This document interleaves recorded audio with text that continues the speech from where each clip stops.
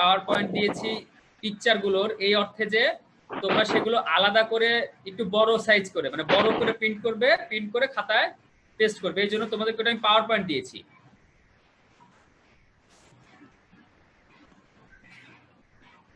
এখন দেখো, আজকে তোমাদেরকে আমি কিছু, তোমাদের কোনো প্রবলেম আছে অ্যাকোয়াটিক উইডে, সেটা থাকলে আগে বলো, সেটাকে শেষ করি।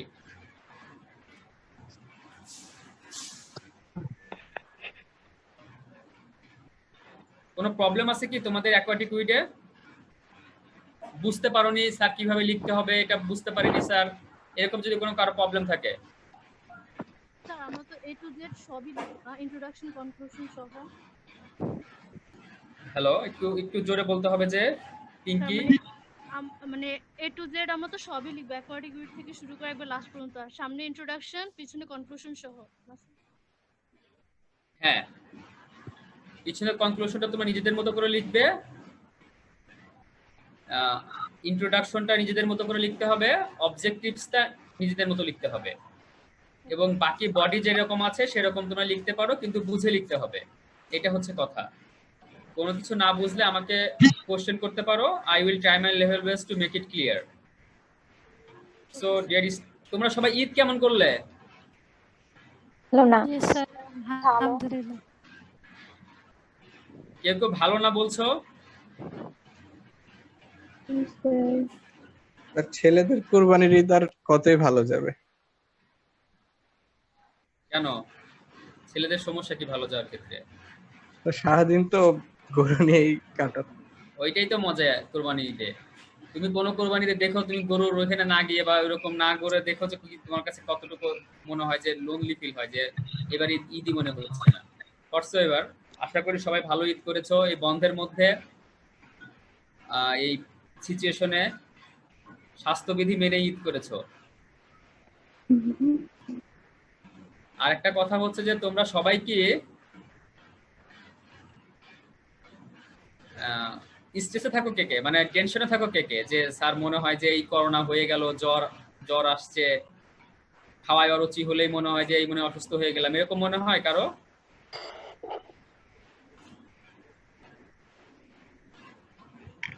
স্যার গ্রামে তো মনেই হয় না যে করোনা দেশে আছে।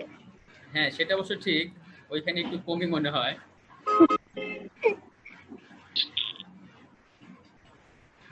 তো যাই হোক, তোমরা কেউ স্ট্রেসে থাকবা না, ঠিক আছে? আমার সাজেশন হচ্ছে কেউ স্ট্রেস ফিল করবা না। তোমরা জানো কি না, ডিজিজ হওয়ার ক্ষেত্রে সবচেয়ে বড় যে ফ্যাক্টরটা কাজ করে সেটা হচ্ছে স্ট্রেস, মেন্টাল স্ট্রেস। মেন্টাল স্ট্রেসে থাকা যাবে না।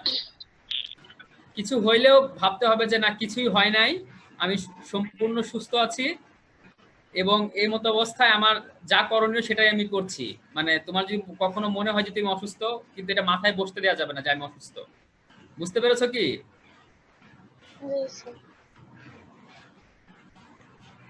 আচ্ছা, আমি ধরে নিচ্ছি তোমাদের অ্যাকোয়াটিক উইডে কোনো প্রবলেম নেই।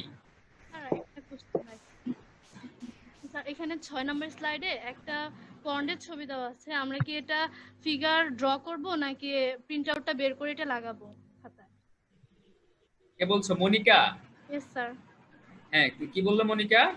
6 নম্বর স্লাইডে একটা পন্ডের ছবি দেওয়া আছে, মানে আচ্ছা ওটা কি আমরা কি প্রিন্ট আউট করে খাতায় লাগাবো নাকি এটা ড্র করব? আচ্ছা, দেখো আমি সাজেস্ট করব যে যেগুলো ড্র করা যায় সেগুলো তোমরা ড্র করবে। Okay sir. বুঝতে পেরেছো? যেগুলো ড্র করা যায় সেগুলো ড্র করবে। জানো তো খাতায় মার্কস আছে। Yes sir.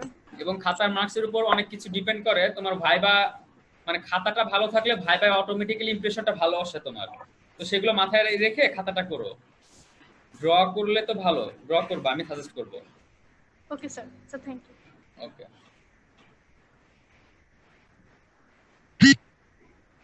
তোমাদের সিয়া, তাসমিয়া, প্রীতি আছে? জি স্যার। আচ্ছা, প্রীতি আমাকে বলো তো তোমাদের কতগুলো প্র্যাকটিক্যাল করানো হয়েছে? 3টা কমপ্লিট। কেন 3টা? হোয়াট ডু মিন বাই 3টা কমপ্লিট? বাকিগুলো কি?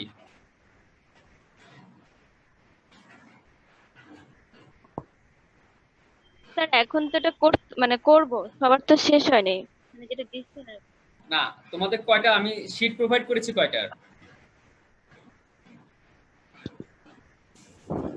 স্যার ভার্সিটি খোলা থাকতে শীট প্রোভাইড করছিলেন স্যার কালীবাউসের আগ পর্যন্ত। না, ভার্সিটি খোলার পর্যন্ত কেন? আমি তোমাদেরকে কি গ্রুপে, ফেসবুক গ্রুপে না ওগুলো আপলোড তো করে দিয়েছেন ফাইল? পরে। হ্যাঁ হ্যাঁ, হ্যাঁ ওগুলো দিয়েছেন সবগুলো। ওগুলো তো তোমাদের লেখার জন্য দেওয়া হয়েছে। জি স্যার। মানে আমি তোমাদেরকে বলেছি যে কোনো ধরনের খাতা তোমরা ইউজ করতে পারো, A4 ও ইউজ করতে পারো। জি স্যার এটা বলছেন। তো তারপরেও কি প্রবলেম থাকছে লেখার ক্ষেত্রে? না স্যার। আমার তো আই ডু বিলিভ যে থাকার কথা না। এখন যদি কেউ একেবারেই খাতা না পাও, তো আমার মনে হয় যে এরকম সিচুয়েশন এখনো হয় নাই দেশে যে প্র্যাকটিক্যাল খাতা পাওয়া যাচ্ছে না বাট A4 ও পাওয়া যাচ্ছে না, এরকম সিচুয়েশন মনে হয় এখনো আসে নাই নাকি? কেউ কি আছো খাতার জন্য লিখতে পারছো না, মানে খাতা পাচ্ছই না একদম, এরকম কে আছো?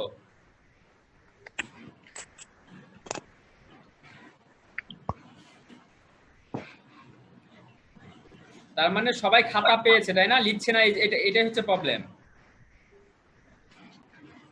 স্যার আপনি তো বলে দিছিলেন খাতা না পেলে A4 এ লিখতে, ওটা তো বলা হয়েছে। হ্যাঁ এক্স্যাক্টলি। স্যার A4 এ লিখতে। ওকে, আমি যেগুলো তোমাদেরকে পড়ানো হয়েছে নতুন পড়িয়েছি কি দেখো, অ্যাকোয়াটিক উইডটা পড়িয়েছি। জি স্যার। হ্যাঁ, তার আগে কি পড়িয়েছি? Sir, some freshwater species Some classification. হ্যাঁ, একটা হচ্ছে কমনলি কালচার স্পিসিস আর একটা হচ্ছে কমনলি কালচার ফ্রেশ স্পিসিস, একটা হচ্ছে কালচার স্পিসিস আর একটা হচ্ছে শুধু ফ্রেশ ওয়াটার। মোট 5টা মেবি দেওয়া হয়েছে স্যার। পাঁচটা হয়েছে জি মোট স্যার, aquatic weed সহ মোট 5টা। 5টা স্যার। সেটাই আমি বলতে চাচ্ছি যে তোমাদের 5টা টোটাল হয়েছে। আজকে আমি 2টা প্র্যাকটিক্যাল সম্পর্কে কথা বলবো। এই 2টা প্র্যাকটিক্যাল অনেক ছোট, কম্পারেটিভলি ছোট, এর জন্য 2টা সম্পর্কে আজকে কথা বলবো। এবং 15 অগাস্টের আগে আমার ক্লাস শেষ হয়ে যাবে, মানে আজকে তোমাদের finishing class. If I want to say ARM 102 practical class is going to finish after performing today's class. So if you have any query regarding subject, regarding writings, regarding some practical notebooks, how you can write it, so you may ask any type of questions because আজকে finishing class, ঠিক আছে?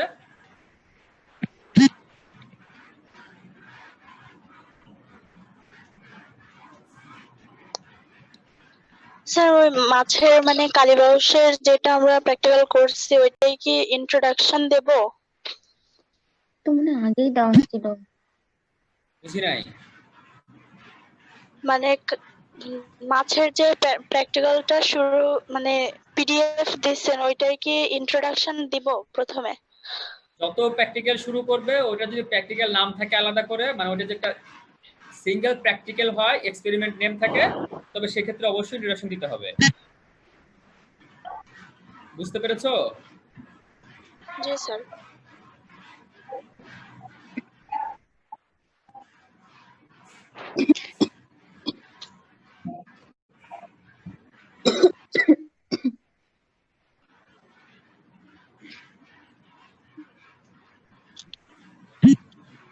আমার স্ক্রিনটা দেখতে পাচ্ছ তোমরা?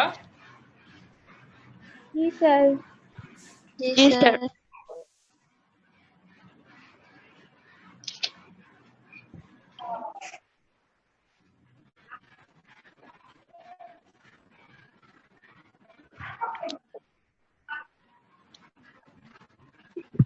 দেখতে পাচ্ছ? জি স্যার। আমি স্ক্রিনে এখন রুকসানাকে দেখতে পাচ্ছি। রুকসানা বলো তো কি লেখা আছে এটা?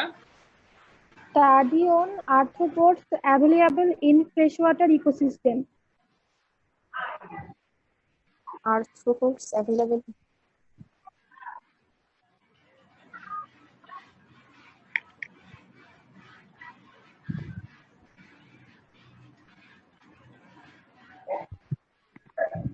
আচ্ছা দেখো, study on arthropods available in freshwater ecosystem.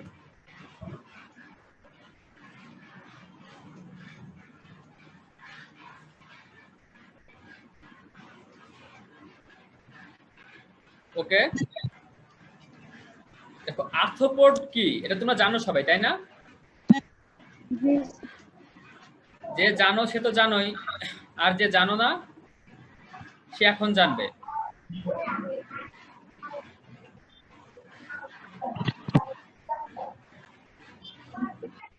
দেখো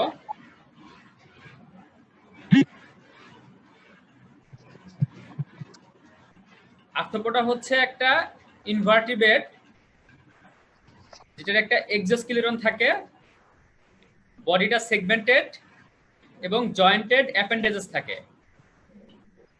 আর এটা হচ্ছে তোমরা সবাই আর্থ্রোপোডা পড়ে এসেছো কোথায় বলো তো? ইন্টারমিডিয়েটে পড়োনি সবাই আর্থ্রোপোডা?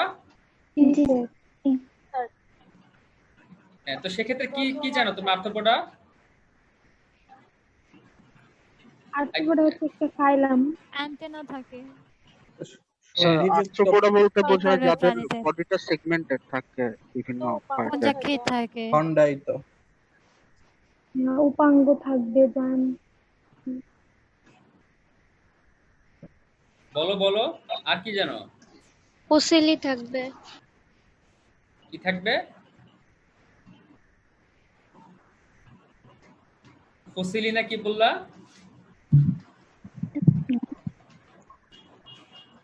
স্যার এটা সন্ধিপদী উপাঙ্গ। সন্ধিপদী প্রাণী। হ্যাঁ, স্যার এদের বডিতে কাইটিন থাকবে, এদের যে বডির আবরণটা এটা কাইটিন দিয়ে। আচ্ছা, কাইটিন থাকবে বডিতে। স্যার মাথায় এক জোড়া অ্যান্টেনা থাকে। মাথায় অ্যান্টেনা থাকবে। ওকে, তোমরা সবাই মোরলেস জানো, অনেক কিছুই জানো। তো আর্থ্রোপোডা যেটা হচ্ছে বেসিক এর, যদি আমি if I want to define it, তো আর্থ্রোপোডা হচ্ছে ফার্স্ট অফ অল এটা হচ্ছে একটা ইনভার্টিব্রেট। আমি 3-4টা পয়েন্ট করে বলবো, এইগুলোর সংজ্ঞায় থাকতে হবে তোমরা যখন লিখবে সংজ্ঞা ডেফিনেশনটা। সেটা হচ্ছে যে আর্থ্রোপড হচ্ছে একটা invertebrate animal first. Obviously it has a exoskeleton, body is segmented and paired jointed appendages থাকবে। এখন appendages কি স্যাররা? উপাঙ্গ। উপাঙ্গ। ওকে, উপাঙ্গ। উপাঙ্গ হচ্ছে অঙ্গ না, কিন্তু উপাঙ্গ মানে পুরোপুরি অঙ্গ না, কিন্তু অঙ্গের মতো কাজ করে। এখন আমি যদি বলি চিংড়ির উপাঙ্গগুলো কি কি বলতে পারবে কেউ?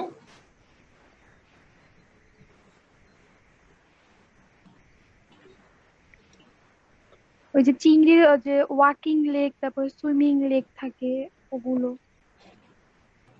আর মাছের ক্ষেত্রে উপাঙ্গগুলো কি কি? একটা মাছ যদি চিন্তা করি, অ্যাপেন্ডেজেস। মাছের পাখনা। মাছের যে স্কেল গুলো আছে, পাখনাটা, তারপরে কানকর যে স্কেলেটনটা, এক্সোস্কেলেটন ওইগুলো আছে। বারবেলস একটা উপাঙ্গ হতে পারে না? হ্যাঁ। জি স্যার। জি স্যার। বারবেলস একটা হতে পারে। আর একটা তোমাদের একটা টার্ম বলেছিলাম, চিরহি, CIH, মনে আছে কারো? চিরহি কোন মাছে পাওয়া যায়? Who will be the best? দেখি কার মনে আছে? চিরহি is a part মৃগেল। type of appendages. মৃগেল কে বললো? স্যার আমি রাফি। রাফি। আচ্ছা, মৃগেলের সায়েন্টিফিক নেম কি স্যার? স্যার সিরহিনাস সিরহোসাস। চিরহিনাস চিরোসিস। আচ্ছা, মৃগেলে কি চিরহি পাওয়া যায়?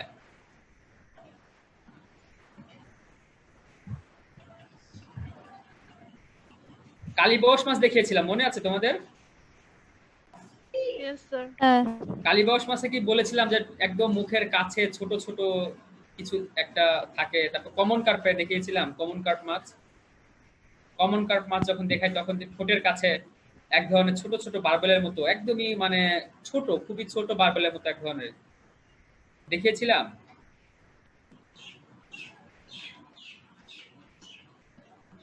সেটাই হচ্ছে চিরহি।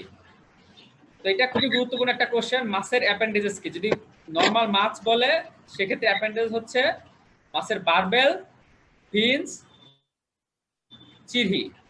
বুঝতে পেরেছো? রেসপন্স করতে হবে যে কাউকে একজনকে। জি স্যার। হ্যাঁ, আচ্ছা, তাহলে আমরা আর্থ্রোপোডা সম্পর্কে পড়বো আজকে, যে আর্থ্রোপোডাগুলো কমনলি আমাদের বাংলাদেশে পাওয়া যায়। তো সেইগুলো আমরা একটু দেখবো। সেই ক্ষেত্রে দেখো, আর্থ্রোপোডার ক্ষেত্রে হচ্ছে যে এটা হচ্ছে একটা ইনভার্টিব্রেট এক্সোস্কেলেটন থাকবে, segmented body, pair jointed appendage থাকবে। আর্থ্রোপোডা একটা ফাইলামকে ফর্ম করে। আমরা তো নিজেরা জানি আর্থ্রোপোডা একটা ফাইলাম, তাই না? জি Yes, স্যার। sir. ওকে, এখন এই আর্থ্রোপোডা একটা টার্ম আছে, দেখো আর্থ্রোপোডা এটা হচ্ছে অনেকগুলো ফাইলামকে মানে একত্রে বোঝায়।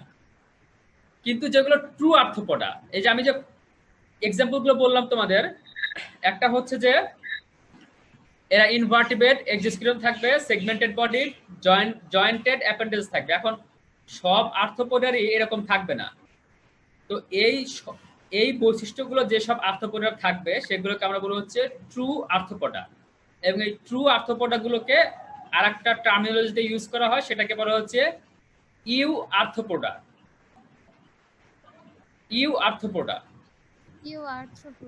হ্যাঁ। এই যে এইটা, আই মিন এই যে আমার টার্সাটা দেখো, ইউ আর্থ্রোপোডা দেখতে পাচ্ছো? Oh, yes, sir. You G, arthropoda. That means হচ্ছে যে সকল আর্থ্রোপোডা গুলো এই উপরোক্ত সবগুলো ক্যারেক্টারিস্টিক্স কে সাপোর্ট করবে, সেই আর্থ্রোপোডা গুলোকে আমরা বলবো ইউ আর্থ্রোপোডা। এখন মনে করো যে সাপোজ সেগমেন্টেড বডি নাই, কিন্তু আর সবগুলো আছে। হয়তো তোমার তার এক্সোস্কেলেটন আছে, সেগমেন্টেড বডিও আছে, কিন্তু পেয়ার্ড অ্যাপেন্ডেজেস নাই, বা অ্যাপেন্ডেজ আছে সেটা পেয়ার্ডও বটে কিন্তু সেটা জয়েন্টেড না, তবে সেটাও আর্থ্রোপোডা হবে, বাট সেটা ট্রু আর্থ্রোপোডা হবে না। তার মানে ট্রু আর্থ্রোপোডা হইতে হলে উপরে সবগুলো থাকতে হবে, এবং সেটাকে আমরা বলবো true Arthropoda, either eu Arthropoda. বুঝতে পেরেছো? জি স্যার। হ্যাঁ। এখন দেখো এই ইউ আর্থ্রোপোডার ক্ষেত্রে কোন কোনগুলো eu Arthropoda, I mean true Arthropoda. একটা হচ্ছে ইনসেক্টস,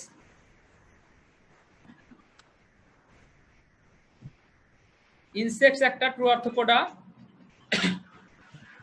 আরাক্সনিডস একটা ট্রু আর্থ্রোপোডা, মাইডিয়াপোডস একটা ট্রু আর্থ্রোপোডা, আর ক্রাস্টেশিয়ানস একটা ট্রু আর্থ্রোপোডা। বুঝতে পেরেছো? Yes, sir. জি স্যার। এখন দেখো, সেক্ষেত্রে আমরা যদি বলি ট্রু আর্থ্রোপোডাকে আমরা এখন জানি। আমি স্ক্রিনে দেখতে পাচ্ছি, তোমাদের একজন একটু বলো তো আমাকে, যে কোনো একজন, যে ট্রু আর্থ্রোপোডা কারা, আর ট্রু আর্থ্রোপোডা কেন তো ইউ আর্থ্রোপোডা বলবো? তো ইউ আর্থ্রোপোডা কারা? যাদের উপরে সবগুলো বৈশিষ্ট্য থাকবে তারা ট্রু আর্থ্রোপোডা। হ্যাঁ, মানে ইউ আর্থ্রো কারা কারা কারা এই ইউ আর্থ্রোপোডা? ভার্টিব্রেট হবে, ইনসেক্টস, অ্যারাকিনিডস, মাইরিয়াপোডস আর ক্রাস্টাসিয়ান্স।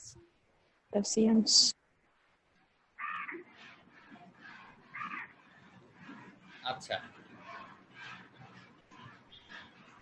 এখন আমি যে বললাম যে ট্রু আর্থ্রোপোডা ছাড়া যারা থাকবে তারাও আর্থ্রোপোডা, কিন্তু তারা ইউ আর্থ্রোপোডা না, এটা টার্মটা মাথায় রেখো, ঠিক আছে? Okay sir.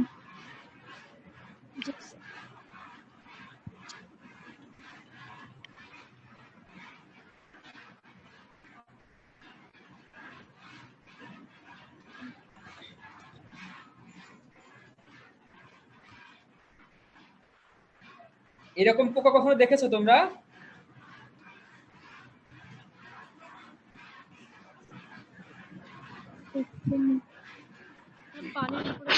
গোবর পোকার মতো। আহারিয়ার, তাই না? এটা গোবরে পোকা না, এটা হচ্ছে জায়ান্ট ওয়াটার বার্ড, ঠিক আছে? এটা হচ্ছে পানিতে থাকে জায়ান্ট ওয়াটার বাগ।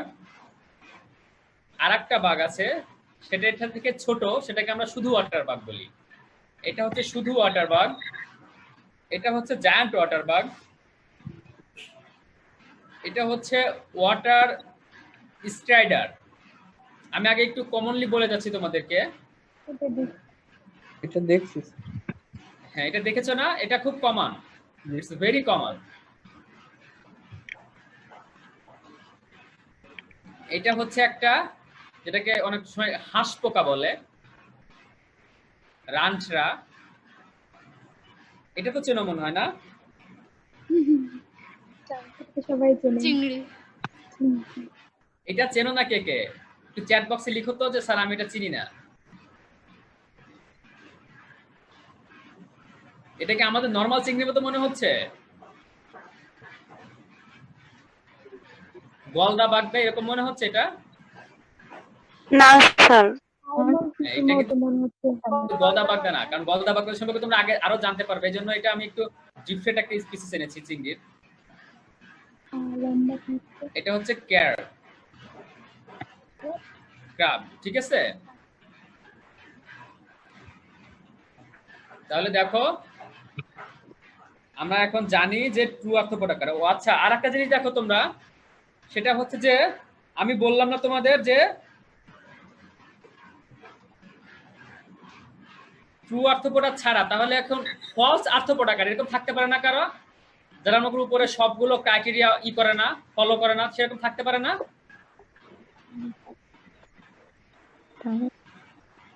থাকতে পারে? হ্যাঁ স্যার, Yes, পারে। sir, থাকতে পারে। জি স্যার। গরম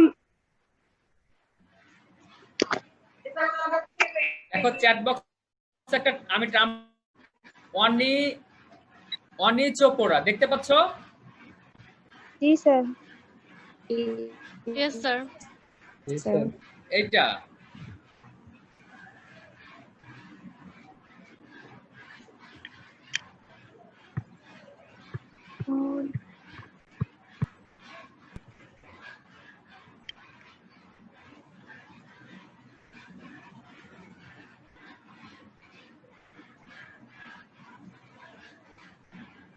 এটা হচ্ছে ফলস আর্থ্রোপোডা।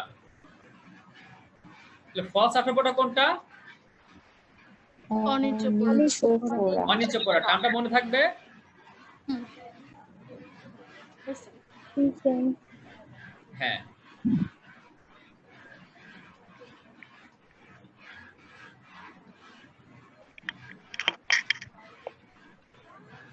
এখন দেখো তাহলে কি দাঁড়াচ্ছে, আমরা এখন জানি ট্রু আর্থ্রোপোডা কোনটা, ফলস আর্থ্রোপোডা কোনটা।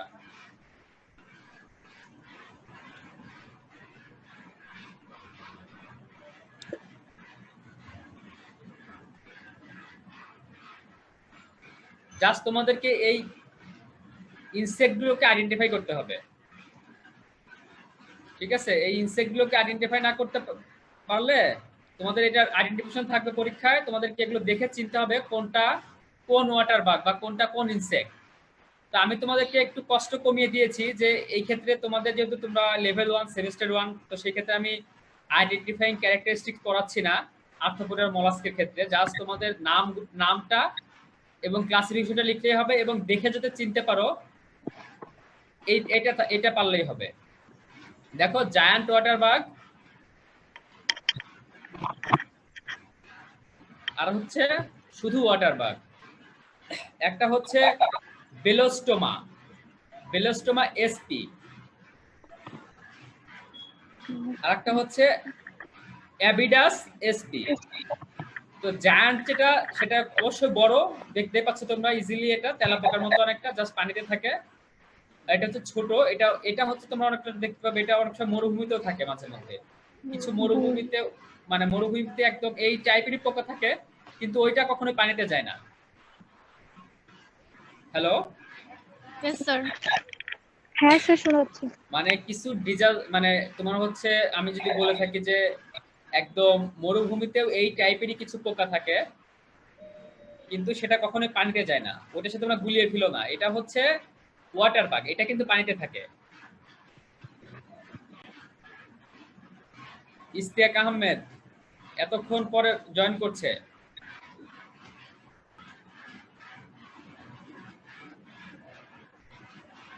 দেন হচ্ছে তোমার ওয়াটার স্ট্রাইডার, এটা খুব কমন। এটা দেখবে আমাদের যে বদ্ধ জলাশয়গুলো আছে সেখানে খুব বেশি পরিমাণে পাওয়া যায় এটা, ঠিক আছে? Yes, sir.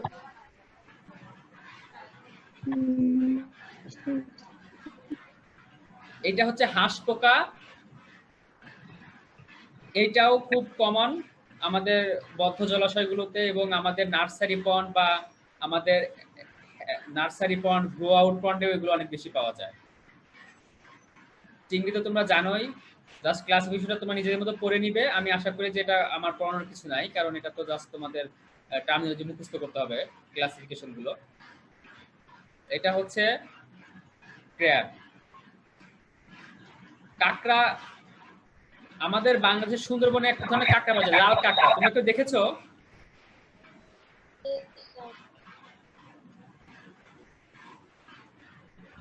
ছবি দেখছি। হ্যাঁ, তো ওই কাঁকড়াটা কিন্তু আমাদের রপ্তানি যোগ্য একটা, মানে আমাদের একটা ই ছিল। তো কিন্তু এটা এত বেশি পরিমাণে হারভেস্ট করা হয়েছে, এখন এটার সংখ্যা আস্তে আস্তে কমে যাচ্ছে। তো এটা এখন কিছুদিন আবার নিষেধ আছে আর কি। এই হচ্ছে আর্থ্রোপড। আচ্ছা স্যার, আর্থ্রোপডের সঙ্গে জেনে লাভ কি?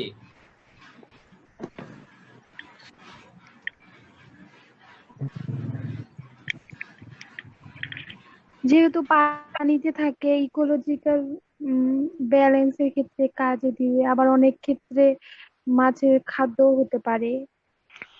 স্যার বা যেমন হচ্ছে স্যার অনেক ক্ষেত্রে যে aquatic ফসলের যেগুলো, ক্ষতি টতি করে, যেমন ওই যে পঙ্গপাল, তারপরে আরো যেগুলা ক্ষতি করে আর্থ্রোপড আছে, বিভিন্ন ফসলের ক্ষতি করে যেগুলো এগ্রিকালচার ফিল্ডে আছে। তারপর স্যার আমাদের রপ্তানিযোগ্য বেশ কিছু খাবার হিসেবে ব্যবহৃত হয় চিংড়ি, কাঁকড়া, এগুলাও ফিশারিজ এর আন্ডারে স্টাডি করলে তখন কিভাবে আরো বেশি করে এটার ফার্টিলাইজেশনটা বেশি করা যায় সেই ক্ষেত্রে হেল্প করবে। ওকে, আর কে কিছু বলতে চাও?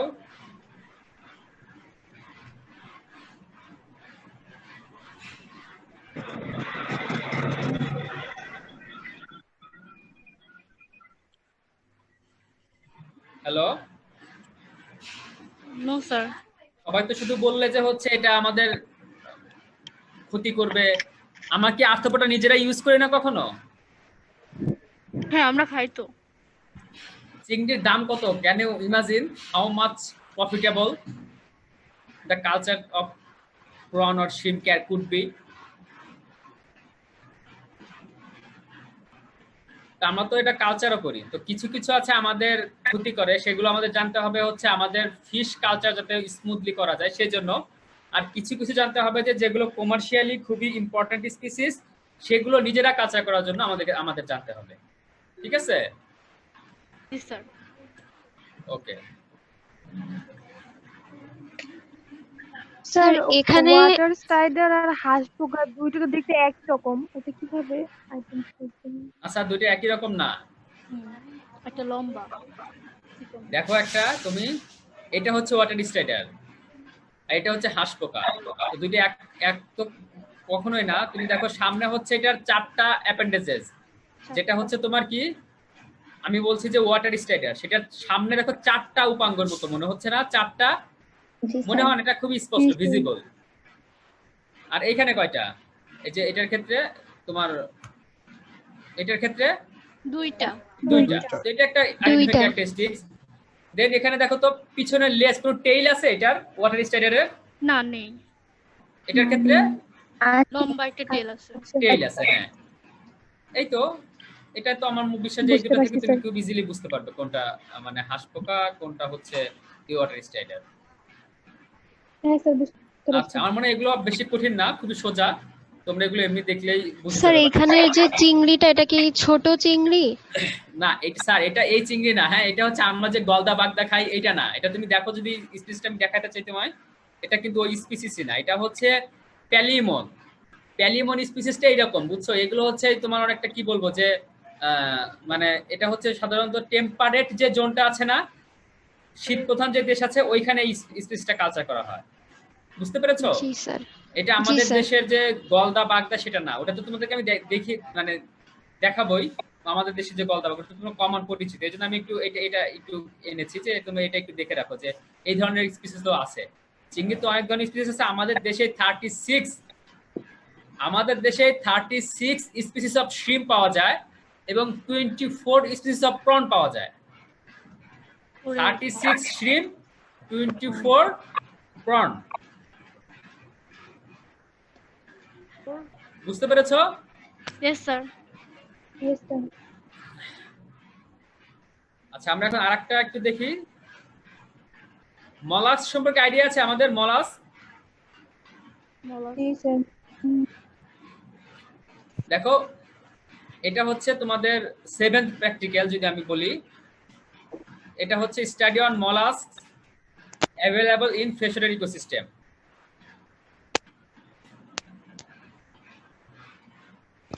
Mollusk is an invertebrate of a large phylum which includes snails, slugs, mussel। হ্যাঁ, এটা মুজেল না, এই যে এটা কিন্তু মুজেল না, ঠিক আছে?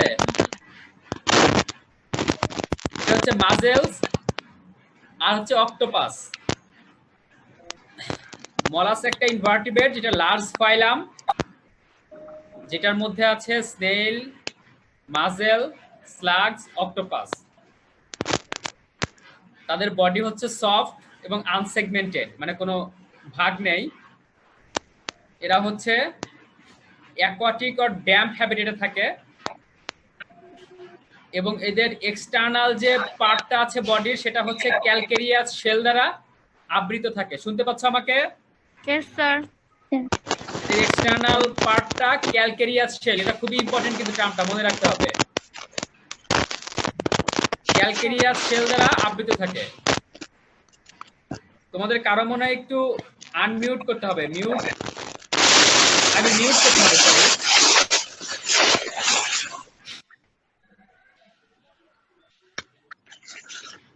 শব্দ হচ্ছে, হ্যাঁ নয়েজ হচ্ছে। Yes sir. নয়েজ হচ্ছে। এটা কিন্তু একটু ক্লিয়ারলি তোমাদের দেখতে হবে। দেখো, একটা হচ্ছে বড় শামুক,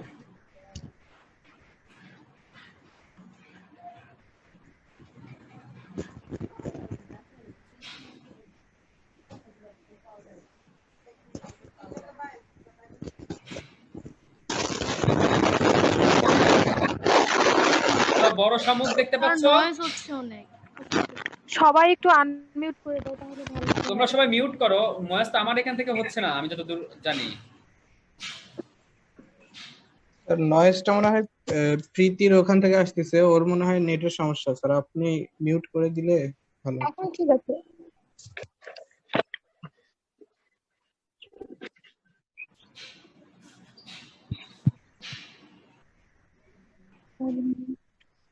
আচ্ছা, দেখি এখন।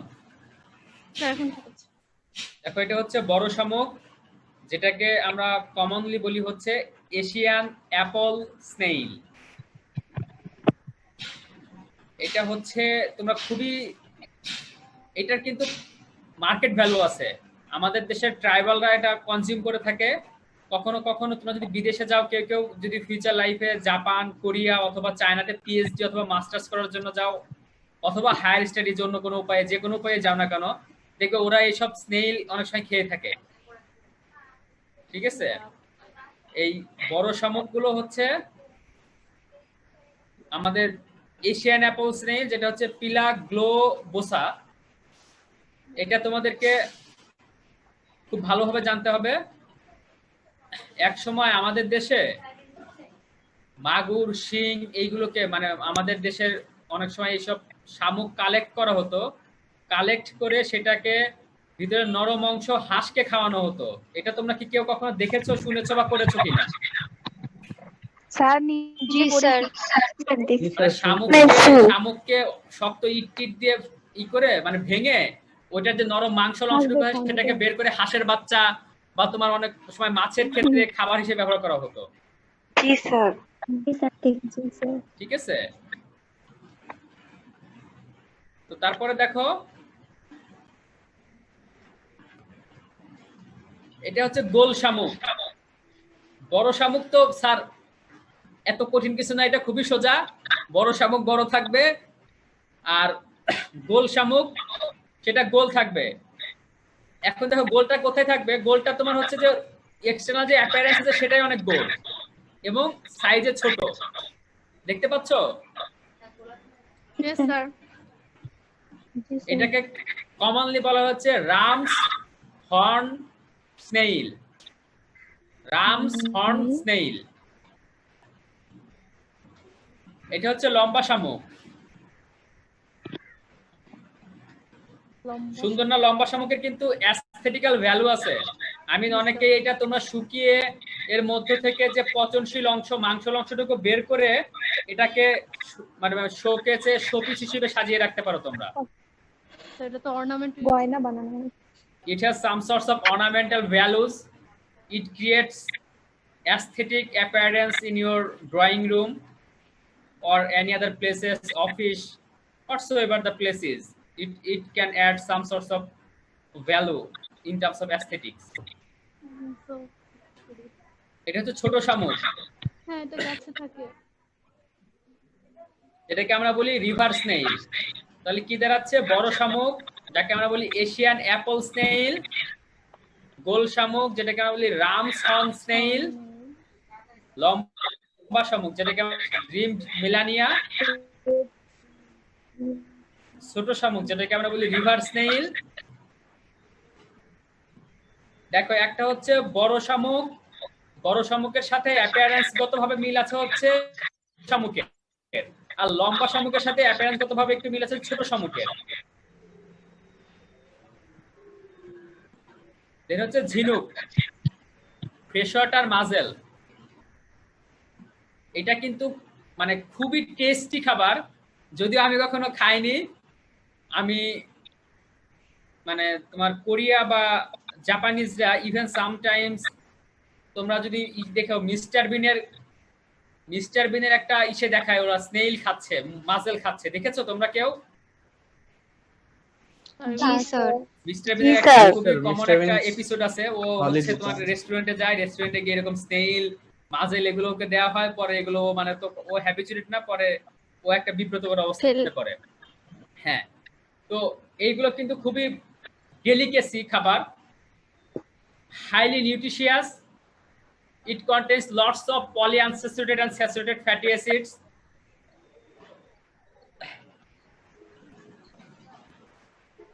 তো এটা খুবই মানে উপাদেয় একটা খাবার। এটা সাধারণত খাওয়ার পরে তোমার মানে যে অটোমেটিক্যালি এনার্জি দিতে পারে। তো এই জন্য এটা বিদেশিরা খুব প্রচুর পরিমাণে খায়, কোনো সাইড ইফেক্ট নাই এবং নিউট্রিশনালি খুবই এনরিচড। গোল ঝিনুক, একটা হচ্ছে ঝিনুক যেটা বড় সাইজের, আর একটা হচ্ছে গোল ঝিনুক ছোট সাইজের, যেটাকে আমরা এশিয়ান কাম বলি, আর এটাকে বলি ফ্রেশওয়াটার মাজেল। তোমাদেরকে লোকাল নেম এবং কমন নেম দুইটাই জানতে হবে। এই হচ্ছে আমাদের আজকের পড়াশোনা। দেখেন বলো মলাস সম্পর্কে কোনটা তোমাদেরকে আরেকটু দেখাতে হবে, বলো।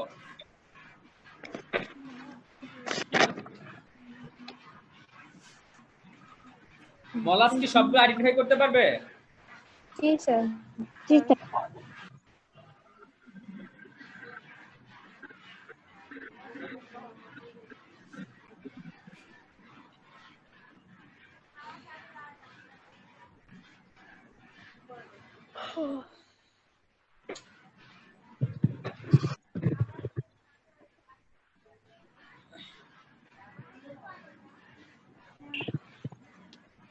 ওকে, তাহলে এখন আমাকে খাতা লেখার ব্যাপারে কোনো কোশ্চেন থাকলে বলতে পারো।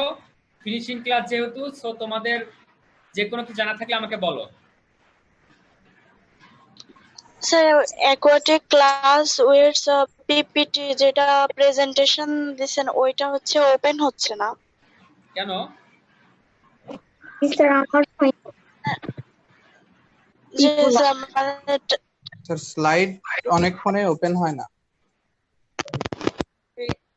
ডাউনলোডিং হওয়ার পরে সেটা হচ্ছে ডাউনলোড কমপ্লিট হয়ে তারপরে আর ওপেন হচ্ছে না, ওইটা চাপ দিলে। এটা তো হওয়ার কথা না। স্লাইডটা তো শুধু প্রিন্ট আমার করে আরেকটা কোশ্চেন, যে এটা যে ওপেন হচ্ছে না এটা কেন আজকে বলছো? Why today?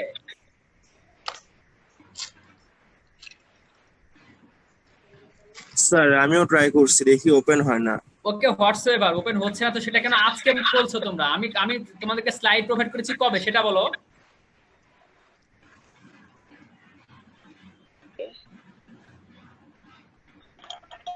প্রিভিয়াস ক্লাসে আমাদের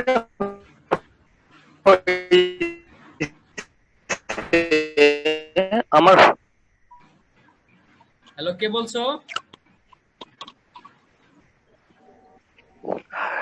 হ্যালো স্যার। হ্যাঁ বলো। নাইম। স্যার এটা পিডিএফ,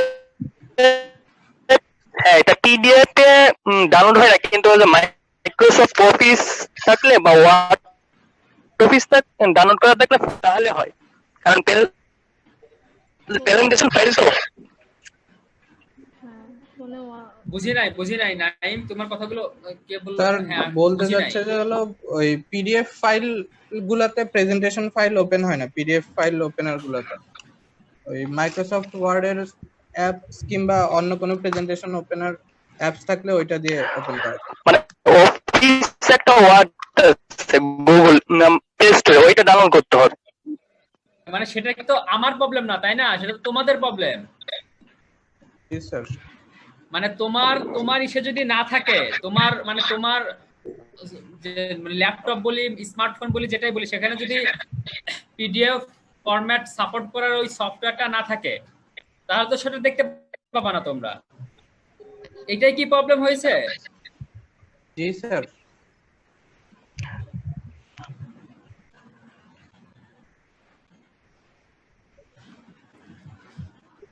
তাহলে তোমরা এটা তো আমার কিছু করার নেই, বুঝো নাই তোমরা?